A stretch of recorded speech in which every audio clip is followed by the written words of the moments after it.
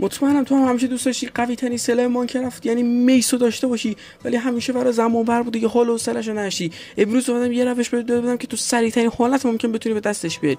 همونطور که همتون میدونید باید یه دونه از این کلیدا داشته باشید که گرفتنش هم همون یه دونه بدومن میخورید و از این به چی میگن اسپانرها باشون میجنگید و به دستش میارید. حالا کاری که باید بکنیم چیه؟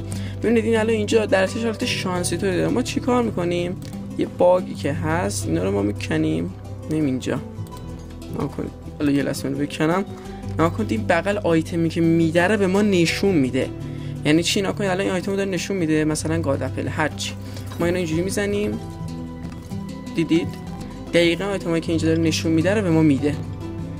حالا یه بحثی که هست اینه که شما میتونید وقتی که اون کلگی میس اسمش یادم نمیاد اونو داشته باشید، میبینیدش اینجا طرف میزنید همون لحظه به سرعت میگیرش. به همین سادگی میتونید به دستش برید. کی این آموزشا رو بهتون بده؟ همین الان لایک و سابو بکن.